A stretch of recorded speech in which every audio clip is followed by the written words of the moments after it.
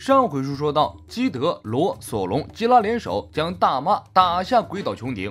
大妈落水后被普罗米修斯救起，因为宙斯被困没有及时救援，大妈心生恨恶，决定踢出宙斯，制造一个新的雷云代替宙斯。另一边，被打倒数次的路飞再次站起身来，路飞与凯多新一轮对决开始。一想到基德和罗等4个小鬼将自己击下鬼之岛，大妈心中恨意难平。他从自己的身上分出灵魂，从空中挑选出一片威武雄壮的雷云，将灵魂注入其中。雷云中立刻传来一个悦耳的女声。大妈张开手臂，呼唤自己新的霍米斯归位。雷云赫拉化成一道雷电来到大妈手中。基德，给老娘死！基德惊呼：“我操，这老太婆好像更猛了，十分不妙，快逃！”基德少见的露出胆怯的神情，大妈一发震御雷击向穹顶。那一刻，正在逃命的基德和基拉看到一个和大妈一样凶神恶煞的人脸型雷电正面撞来，接着像激光炮一样，穹顶被轰出了一个大洞。基德和基拉被炸进了鬼岛的骷髅头第3层。两人从废墟中爬出来，感叹劫后余生的幸运。那个老太婆简直就是个疯子，绝对不能掉以轻心。不知道她从哪里就冒出来了。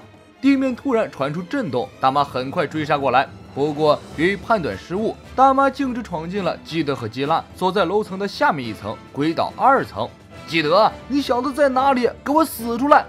基德和基拉松了一口气。老太婆虽然战斗力超群，但是看起来不太聪明的样子。基德说：“不能让这老太婆和凯多联手了，我现在就去弄了她。”基德与基拉向第2层跑去，突然一条稻草剑从暗中袭来。霍金斯这小子真的不懂自保，还真是全心全意为凯多服务，尽职尽责的和路飞、基德等人对抗。基德一看霍金斯就气不打一处：“你这叛徒，给老子死！”霍金斯一本正经地说：“我也是被阿普背叛了，为了活命只能效力凯多。”基德表示：“你别说话了，快闭嘴吧，你说话都是在污染空气。”基德发动能力，无数的钢铁金属飘在空中，场面非常震撼。眼看基德准备用这些钢铁金属砸死霍金斯了，基拉站出来阻止了基德。基德，你先走，不能放任大妈不管，这等小角色就由我来处置。基德嘿嘿一笑，拖着一大串破烂冲向第2层。霍金斯松了一口气，如果让他一个人对付2个极恶时代，根本没有胜算。1对1的话，自己还能挣扎几下。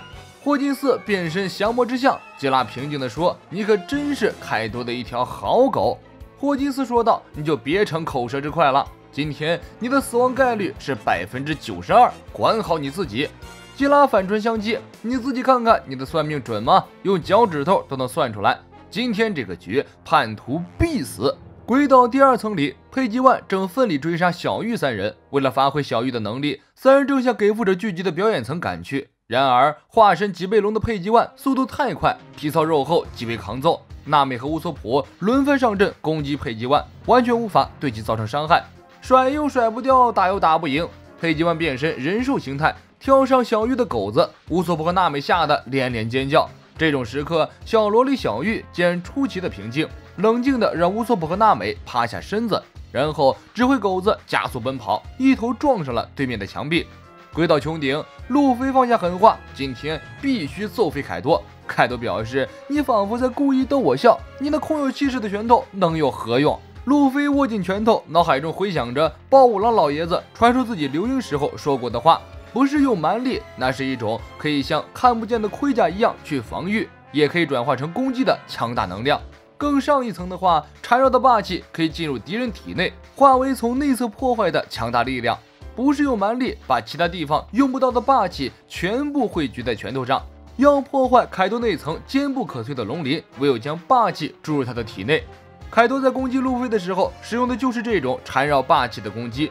路飞在挨了凯多几棒子之后，终于悟出了。凯多突然爆发，举起狼牙棒砸向路飞。你悟透了又能怎样？能够使出这一招的只有少数强者。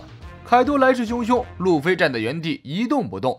这一刻，他需要一点催化剂来促使自己使出流鹰。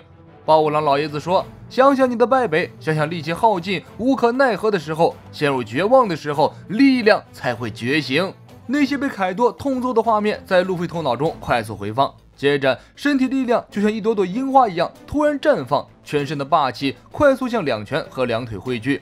凯多的狼牙棒砸了下来，路飞帅气转身，凯多看到一束光芒在两人之间绽放开来。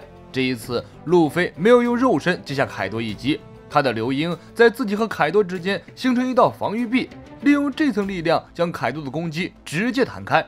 路飞跳上空中，接着绕到凯多身后，凯多再次击出狼牙棒，路飞将霸气汇聚拳头，流鹰形成的防御铠甲直击凯多的狼牙棒。接着，这股力量被路飞注入凯多的身体里，凯多哀嚎一声，身体变成 K 字形向后方飞出。路飞其余附体，一拳拳打在凯多身上。凯多不可思议地看着路飞，一口老血喷射出来。